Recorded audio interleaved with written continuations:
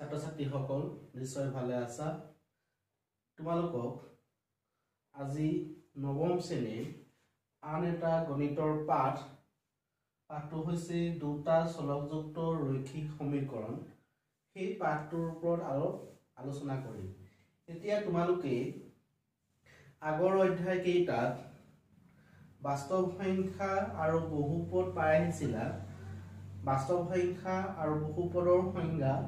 মই আকৌ দুবাৰ নিদু এই যে বহুপদ পাইছিলা সেই বহুপদৰ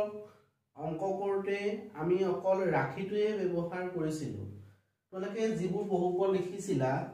ধৰি ললো x + 5 এটা বহুপদ এই বহুপদটো শূন্য উলিয়াইছিলা শূন্য উলিয়াবৰ কাৰণে x + 5 লৈছিলা 0 অৰ্থাৎ x + 5 বহুপদটোৰ শূন্য উলিয়াবৰ কাৰণে x + 5 লৈছিলা 0 যেতিয়া x + 5 0 হৈ যাব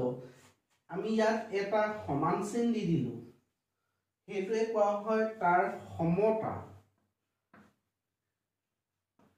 এই যে সমান চিনটো দি দিয়া হল সমান চিনটোৰ মিনিংটো হৈছে x + 5 ৰ মানটো 0 ৰ লগত সমান অৰ্থাৎ x + 5 এ 0 যেতিয়া সমান হৈ যায় আমি সমতা দি দিলো এইটোকে এটা আমি কি বুলি ক'ব পাৰো সমীকৰণ যেতিয়া x + 5 = 0 হৈ যাব তোমালোকে কিন্তু পাইছিলা প্ৰথম x + 5 যেতিয়া আমি শূন্য উলিয়াবলৈ গৈছিলো x + 5 = 0 লিখিছিলো অৰ্থাৎ x + 5 আৰু 0 ৰ মাজত এটা সমতা চিন দিছিলো যাৰ কাৰণে x + 5 = 0 আমি এটা কি বুলি ক'ব পাৰো সমীকৰণ বুলি ক'ব পাৰো গতিকে সমীকৰণ হ'বলৈ হলে প্ৰথম কথা তোমালোকক সমতা চিন থাকিব লাগিব যদিহে সমতা চিনটো থাকে তেতিয়াহে আমি এটা সমীকৰণ পাম এই সমতা চিনৰ বাওঁফালে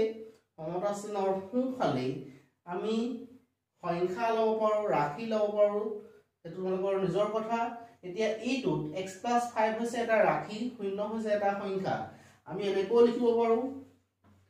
5x + 5 = x অৰ্থাৎ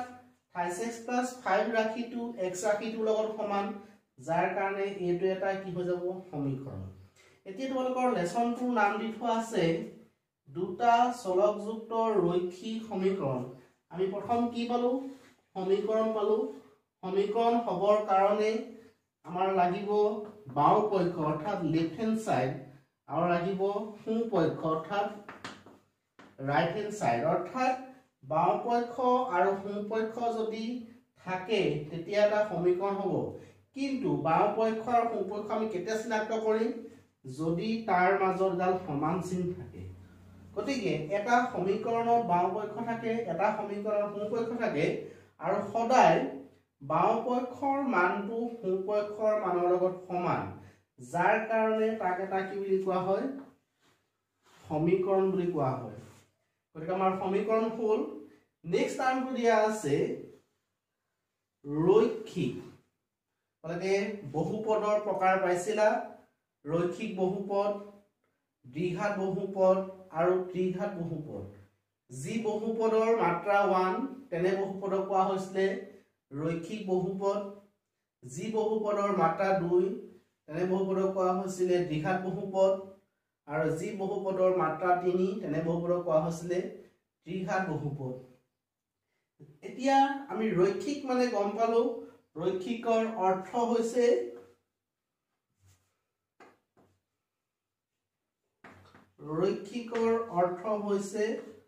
মাত্ৰা 1 তাৰমানে মাত্ৰা 1 হলেহে ৰৈখিক হ'ব যেহেতু আমি সমীকৰণ পাই আহিলো এতিয়া আমি ৰৈখিক মানে গম পালো মাত্ৰা 1 যদি আমি দুইটা একেলগে পঢ়ো অৰ্থাৎ যদি আমি পঢ়িলো ৰৈখিক সমীকৰণ তাৰ মানে যি সমীকৰণৰ মাত্ৰা 1 তেনে সমীকৰণক ক'ব ৰৈখিক সমীকৰণ আকৌ কৈ দিছো ৰৈখিক মানে মাত্ৰা 1 আমি সমীকৰণৰ মানে পাই গলো সমতা হ'ব লাগিব অৰ্থাৎ বাওঁ পক্ষৰ লগত সোঁ পক্ষৰ লগত যিকোনো ৰাশি সমান হ'ব লাগিব তাৰ পিছত ৰৈখিক সমীকৰণ মানে যি সমীকৰণৰ মাত্ৰা 1 তেনে সমীকৰণ ক'ব ৰৈখিক সমীকৰণ তাপা দিয়া আছে দুটা চলকযুক্ত পলা প্ৰথমতে মই এটা চলকযুক্ত কৰি দিছো দুটা চলকযুক্ত পিছলৈ যাম দুটা চলকযুক্তৰ আগতে আমি জানিব লাগিব এটা চলকযুক্ত বিৰুবিয়া কলেজ ক্লাস 7 ৰ পৰা আহিছা এটা চলকযুক্ত তাৰ মানে xyz যিকোনো এটাহে চলক থাকে মই দি দিছো x এটা চলকযুক্ত ৰৈখিক মানে মাত্ৰা 1 সমীকৰণ গতিকে ইকুৱেল সংখ্যাটা দি দিছো x = 5 এই যে x = 5 এটোই হ'ব এটা ৰৈখিক সমীকৰণ আমি যদি পক্ষান্তৰ কৰো সোঁ পক্ষৰ পৰা বাওঁ পক্ষলৈ আনো 5 টো এফালে গুচি আহিব x - 5 ইকুৱেল কি হৈ যাব 0 গতিকে ই x - 5 ইকুৱেল 0 ইউ হ'ব এটা ৰৈখিক সমীকৰণ ইয়াৰ কাৰণ হৈছে ইয়াৰ মাত্ৰা 1 আৰু তাৰ উপৰি এটো ক'ব এটা চলকযুক্ত ৰৈখিক সমীকৰণ কাৰণ ইয়াত চলক আছে মাত্ৰ এটা গতিকে আমাক যদি এটা ডেফিনেশনটো উঠে এটা চলকযুক্ত ৰৈখিক সমীকৰণ কাক বোলে যি সমীকৰণত চলক থাকে মাত্ৰ এটা আৰু সেই চলকটোৰ ঘাত যদি 1 হয় তেতিয়া তেনে সমীকৰণক ক'ব এটা চলকযুক্ত ৰৈখিক সমীকৰণ আকবাৰ কৈ দিছো যি সমীকৰণত চলক থাকে এটা আৰু সেই চলকটোৰ ঘাত 1 তেনে সমীকৰণক ক'ব এটা চলকযুক্ত ৰৈখিক সমীকৰণ যেনেকৈ তোমালোকে বহুপদৰ প্ৰামাণিক ৰাশি লিখিছিলা মই আকবাৰ কৈ দিছো ৰৈখিক বহুপদৰ প্ৰামাণিক ৰাশি আমাৰ আছিলে ax + b হৈছিলে ৰৈখিক বহুপদৰ প্ৰামাণিক ৰাশি য'ত a not equal 0 আৰু a, b belongs to r অৰ্থাৎ ab বাস্তৱ সংখ্যা আৰু a not equal to 0 এইটো আছিল আমাৰ ৰৈখিক বহুপদ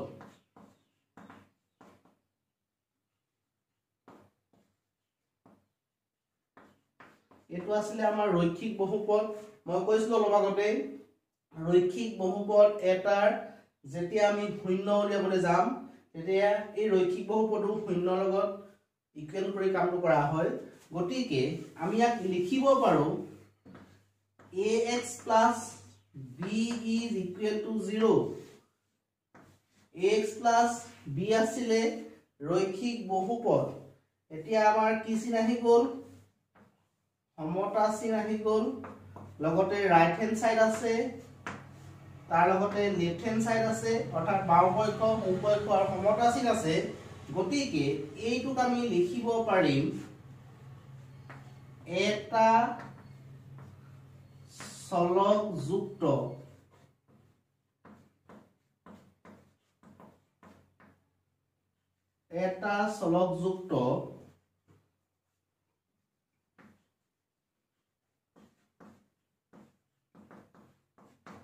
এটোক আমি লিখিব পাৰিম এটা চলকযুক্ত ৰৈখিক সমীকৰণ এতিয়া আমি আকৌ যাও x + b ৰৈখিক বহুপদটোৰ যেহেতু মাত্ৰা 1 ইয়াত আমি শূন্যৰ সংখ্যা পাইছিলো মাত্ৰা 1 হোৱাৰ কাৰণে শূন্যৰ সংখ্যা আছিলে 1 যেতিয়া সেই বহুপদটো সমীকৰণলৈ ৰূপান্তৰ হৈ গুচি গ'ল এতিয়া আমি ইয়াত কম সমাধানৰ সংখ্যা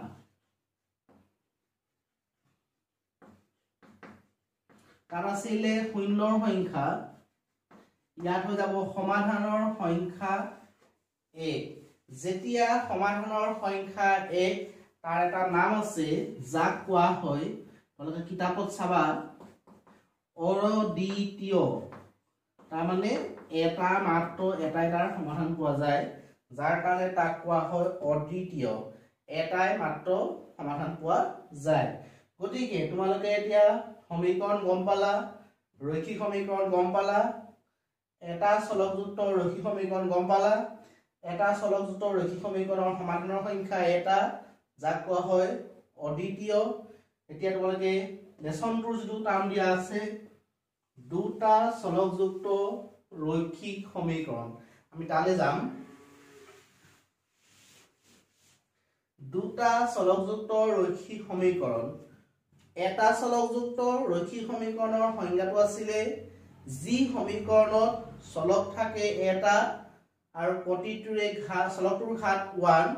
তেনে সমীকৰণক এটা চলকযুক্ত ৰৈখিক সমীকৰণ বোলে। এতিয়া ইয়াত যিটো টাৰ্ম দি থোৱা আছে দুটা চলকযুক্ত, গতিকে আমি কি লিখিম? যি সমীকৰণত চলক থাকে দুটা, যি সমীকৰণত চলক থাকে দুটা আৰু যিহেতু আমাৰ ৰৈখিক প্ৰতিটোৰে ঘাত 1, যি সমীকৰণত চলক থাকে দুটা আৰু প্ৰতিটোৰে ঘাত 1, তেনে সমীকৰণক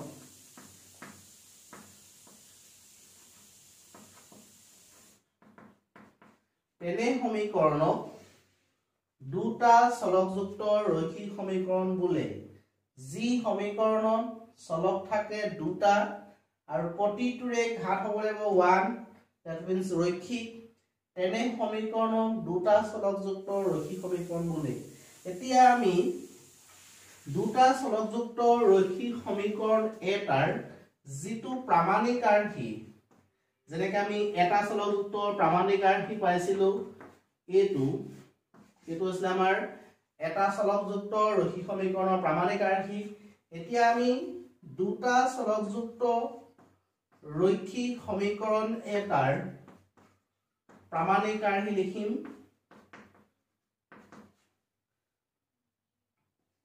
ax plus by plus c equal 0। ইয়াত চলক হিচাপে ব্যৱহাৰ কৰিছে x আৰু y। এইটো যেনেকৈ আছিলে a not equal 0, a, b belongs to r বাস্তৱ সংখ্যা, ঠিক একেদৰে ইয়াতো কি হ'ব? a b c belongs to r, অৰ্থাৎ a b c বাস্তৱ সংখ্যা আৰু a, b not belongs to 0, কেতিয়াও a আৰু b 0 হ'ব নোৱাৰে। এতিয়া x plus by plus c equal to 0 হৈছে দুটা চলকযুক্ত ৰৈখিক সমীকৰণ এটাৰ প্ৰামাণিক আৰ্হি, য'ত x ৰ সহগ হ'ব a, y ৰ সহগ হ'ব b আৰু ধ্ৰুৱক পদৰ সহগ নিজেই হৈ যায়। গতিকে ax plus by plus c equal to 0 দুটা চলকযুক্ত ৰৈখিক সমীকৰণ এটাৰ প্ৰামাণিক আৰ্হি। এটা চলকযুক্ত ৰৈখিক সমীকৰণ এটাৰ সমাধানৰ সংখ্যা পাইছিলা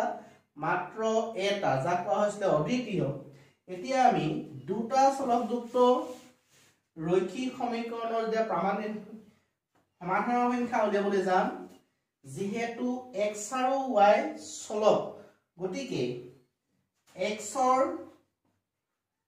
কোনো নিৰ্দিষ্ট মান থাকিব নোৱাৰে। কাৰণ কেলে নোৱাৰে? চলকবোৰে যিকোনো মান ল'ব পাৰে, x ৰ জাগাত 1 হ'ব পাৰে, x ৰ জাগাত 2 হ'ব পাৰে, x ৰ জাগাত 3 হ'ব পাৰে। x ৰ কোনো নিৰ্দিষ্ট মান থাকিব নোৱাৰে। x এ ভিন্ন মান দেখুৱাব পাৰে, ল'ব পাৰে। যেতিয়া x এ ভিন্ন মান ল'ব, গতিকে আমাৰ y ও ভিন্ন মান ল'ব। কাৰণ কেলে? যদি আমি মই এটা এক্সাম্পল দি দিছো, x plus y equal to 5, দুটা চলক আছে, ধ্ৰুৱক আছে। এতিয়া x ৰ জাগাত যদি 1 বহুৱা, তোমালোকে y মান এটা পাবা বেলেগ। x ৰ মান যদি 2 বহুৱা, আকৌ y মান পাবা। x ৰ মান 3 বহালে আকৌ y মান পাবা। গতিকে x ৰ বিভিন্ন মানৰ কাৰণে, অৰ্থাৎ যিকোনো মানৰ কাৰণে y আমি যিকোনো মান পাম। যেহেতু x ৰ মানটো নিৰ্দিষ্ট নহয় গতিকে y ৰ মানটো নিৰ্দিষ্ট হ'ব নোৱাৰে যেতিয়া x আৰু y দুয়োটাৰে মান নিৰ্দিষ্ট নহয় গতিকে এনে সমীকৰণৰ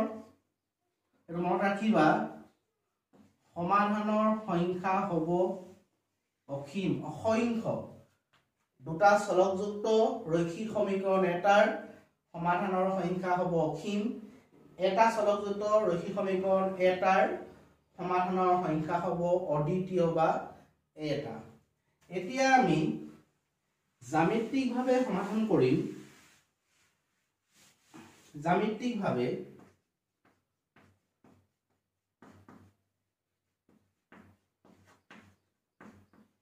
মই এনে কৈ থৈ গৈছো পিছত যেতিয়া আমি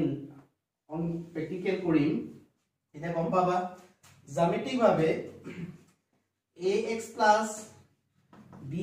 c 0 আৰু ax b 0 এতিয়া ax by c 0 আৰু ax b 0 এই সমীকৰণ দুটা যদি আমি জ্যামিতিকভাৱে সমাধান কৰো তোমালোকে ইয়াৰ পৰা এডাল লেখ পাবা পিছত লেখা কৰি গম পাবা ইয়াৰ পৰাও এডাল লেখ পাবা এই সমীকৰণটোৰ পৰা এডাল লেখ পাম এই সমীকৰণটোৰ পৰা লেখ পাম তোমালোকে 8 ত কৰিছিলা 7 ত কৰিছিলা লেখবোৰ হয় এডাল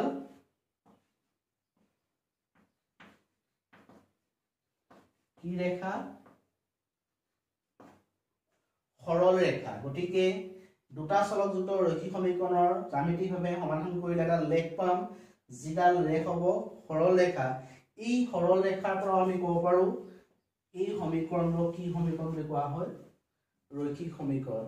এই লেখবোৰৰ প্ৰকৃতি কেনেকুৱা হয় ইয়াৰ লেখ কেনেকুৱা আমি লেখ অংকন কৰি কৈ যাম এতিয়া তোমালোকে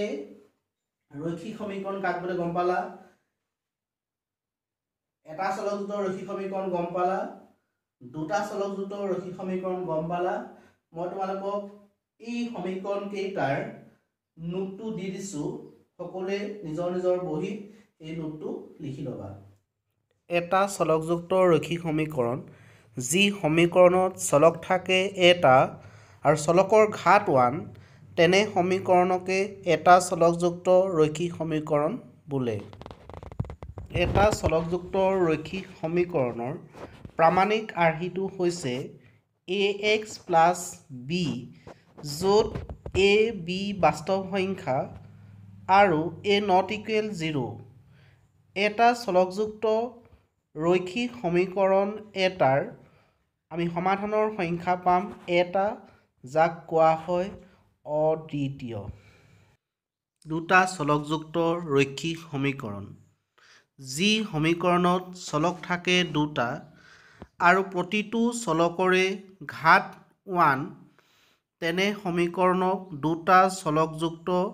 ৰৈখিক সমীকৰণ বোলে দুটা চলকযুক্ত ৰৈখিক সমীকৰণ এটাৰ প্ৰামাণিক আৰ্হিটো হৈছে ax by c 0 য'ত a b c বাস্তৱ সংখ্যা আৰু a b not equal 0 গতিকে ছাত্ৰ ছাত্ৰীসকল তোমালোকে এই নোটটো ভালদৰে বহীত লিখি ল'বা